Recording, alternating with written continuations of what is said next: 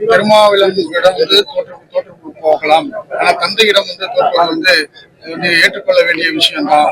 அது மகன் அவர் சரி அதை ஏற்றுக்கொள்ளாம எதிர்க்கிறார் அப்படின்ற ஒரு குற்றச்சாட்டு வச்சிருக்காங்க.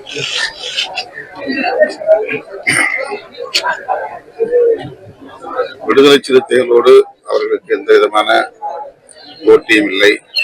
அதனால் செய்தியாளர்களை சந்தித்து பேசிய விசிக தலைவர் திருமாவளவன் பாமக ஒருபோதும் தங்களுக்கு போட்டி இல்லை என கூறியுள்ளார். பெருமாவிடம் தோற்று போகலாம். ஆனா தந்தையிடம் தோற்பது ஏற்றுக்கொள்ள வேண்டிய விஷயம் தான். அது மகன் அவர் சரி அதை ஏற்றுக்கொள்ளாம எதிர்க்கிறார் அப்படின்ற ஒரு குற்றச்சாட்டு வச்சிருக்காங்க.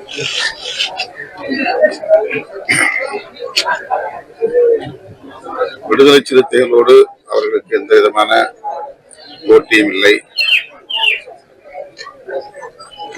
அதனால் வெற்றி தோல்விக்கு எந்த பேச்சுக்கு இடமும் இல்லை. எங்கள் களம் வேறு, எங்கள் பயணம் வேறு.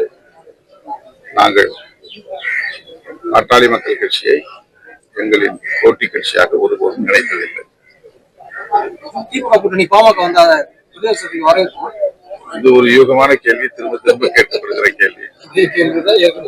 அதற்கு இந்த கேள்விக்கு இப்போதைக்கு அந்த அவசியம் இல்லை. திமுகவில் இருக்கக்கூடிய கூட்டணி கட்சிகள் சரியான முறையில் அங்கீகாரம் கொடுக்கப்பட வேண்டும்.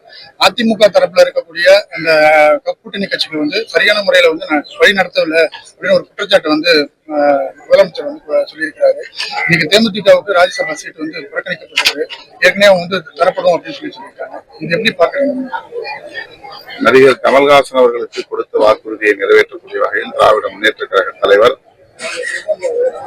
அவருக்கென்று ஒரு இடத்தை ஒதுக்கி தந்திருக்கிறார்.